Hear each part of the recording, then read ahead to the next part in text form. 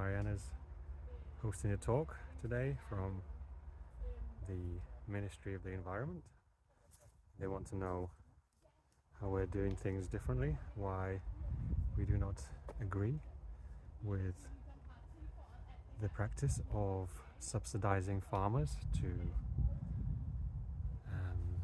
leave land fallow, to not utilize land, why we don't agree with subsidization at all of farmers, that food prices should reflect what is the real cost, because generally people are paying for very low quality produce that farmers are subsidized to produce just so the costs in the supermarket are cheaper.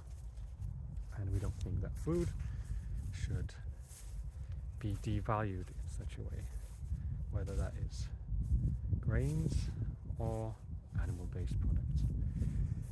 So we're now showing them around why we're showing them around to show them why there is an alternative to leaving things to fallow for a year and not doing anything, because ultimately it is the animals and the system that works together. The animals, the plant life, the ecology that can create abundance. So for example, here is a field that is being grazed by cows, by chickens for 3 years, and we've taken it out of the rotation for this system. We are not the ones agreeing to the subsidy.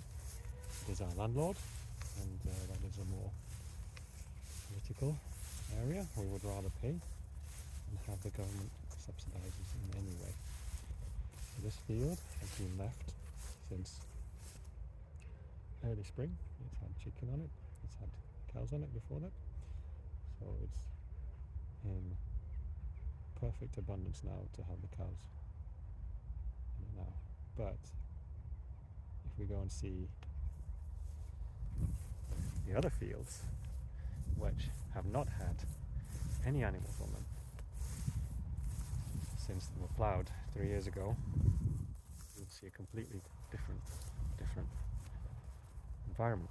So here, while we've not had animals on it all summer, it would have been much richer and lusher had we had this field in our rotational grazing. But that is something that we're going to come across, we're going to address in the next while. And now we have our main clover field. This field we did seed 2 years ago because it had been ploughed. So the cows are on here only 4 weeks ago, and we've had such amazing weather that it's soon to be grazed again, and just very lightly before they move on to the next field. As we say, we believe we can't achieve meaningful change in the environment without working together and mimicking the environment how it used to be before man-made agriculture.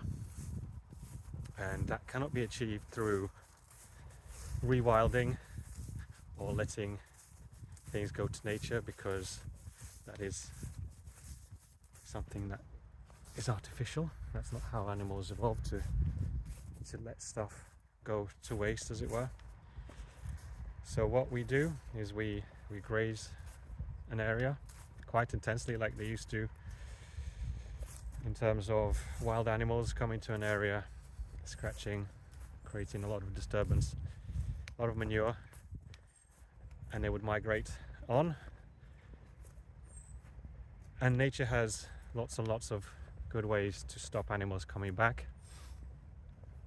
Either it's been manure, so they won't want to eat in an area where they've heavily manured too soon, or if the animals don't get the idea, or if people don't get the idea, then also as weeds, as we call weeds come out, and some of them are poisonous, Some of them are very inedible, and it's a way for the earth to try to heal itself from too much disturbance. We're all familiar with weeds, as it were. So now we're coming into our field, which has had cows rotated once, chickens rotated once, and it's recovering nicely. It's a big area. We've not seeded anything here. We've just let it go, as it were, to nature. We've had lots of different self-sown plants, grasses. We've let it sit like that until we and see what happens, because every field is different. There's a seed bank of reported to be 100 years in the soil of seeds that are viable, waiting for the perfect environment. We're giving that to them. We're giving them an environment which mimics how nature works in their cycles. So where the animals moving on, we haven't had the presence of animals on this field more because of different reasons, one of which is it's not recovering as fast due to lack of rainfall at the start of the year, maybe not enough grazing intensity, so we're also learning in this, and by no means experts on the land, but we're really getting the hang of it this year. And so it really needed more intensity. I gave them a lot more land at the start of the year, trying to mimic organic conditions, 7 square meters per hen, and that just doesn't work. They just do not do anything. There's too much manure in one area and not enough disturbance in another. And so now we've gone back to a much nicer, much more productive, intensive system where the chickens are moving every 2 days, soon to be every 1 day. A very intensive system where they make a great deal amount of impact. So you can see the chickens have moved over here, and they were here 5 days ago, over yonder 2 days ago, 1 day ago. They moved yesterday. So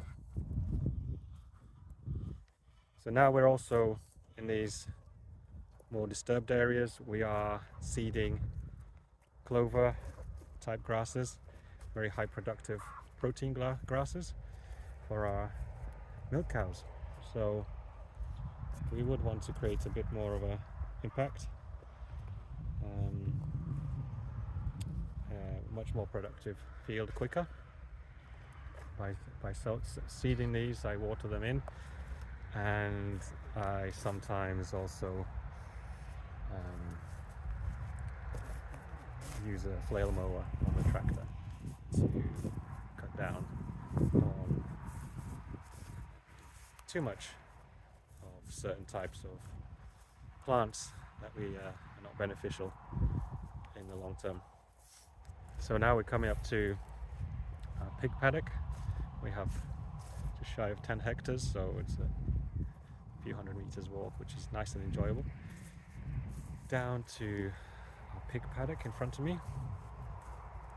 So what I wanted to show you is another area where we've been designating as this fallow area.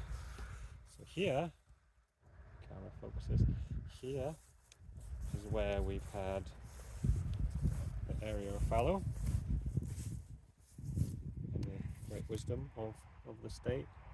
This is nature, and conversely,